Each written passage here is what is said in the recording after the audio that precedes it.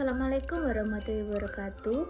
Perkenalkan, nama saya Alfa Salsabila Sari dengan NIM 2104011140081 kelas PGSDC 2021. Nah, tujuan dibuatnya video ini adalah melengkapi tugas dari mata kuliah pengembangan media. Nah, saksikan videonya. Assalamualaikum warahmatullahi wabarakatuh. Halo anak-anak, selamat pagi. Bagaimana kabarnya hari ini?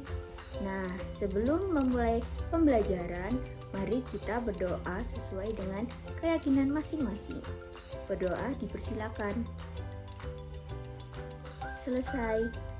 Nah, hari ini kita akan belajar materi bahasa Indonesia yang berjudul memahami pokok pikiran setiap paragraf.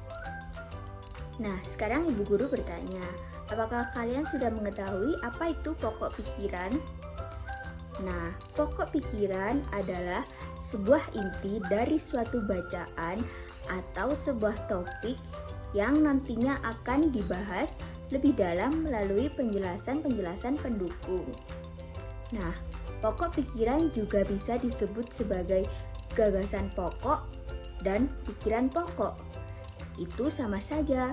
Artinya, di manakah letak gagasan pokok itu? Atau di manakah letak pokok pikiran itu? Nah, letak gagasan utama dalam sebuah paragraf berada di posisi awal paragraf ataupun di akhir paragraf. Jika terdapat di awal paragraf, maka paragraf itu dinamakan paragraf deduktif. Sedangkan jika pokok pikiran berada di akhir paragraf dinamakan paragraf induktif. Nah, bagaimana caranya kita menentukan pokok pikiran? Yang pertama adalah membaca keseluruhan teks yang ada pada paragraf. Yang kedua, menandai kalimat-kalimat yang ada di awal atau di akhir paragraf yang selalu diulang-ulang. Dan yang ketiga adalah menandai pokok pikiran yang ada di awal paragraf ataupun di akhir paragraf. Berikut ini adalah cara untuk membaca sekilas untuk mencari pokok pikiran. Yang pertama, kalian harus fokus dulu terhadap teks bacaan yang sudah ada. Dan yang kedua, kalian harus benar-benar memahami judul yang ada pada teks bacaan tersebut.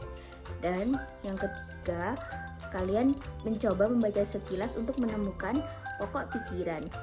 Yang keempat, hubungkan antara pokok pikiran dan judul yang sudah kalian baca.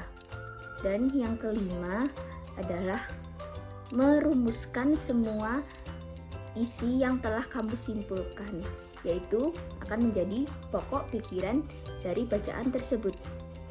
Perhatikan bacaan di samping ini. Ya, setiap bacaan pasti memiliki pikiran pokok.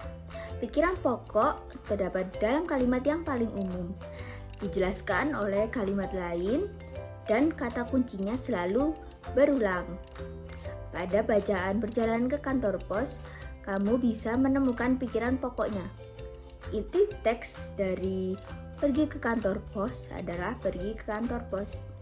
Nah, coba kalian menentukan sendiri apa pokok pikiran yang ada dalam bacaan tersebut.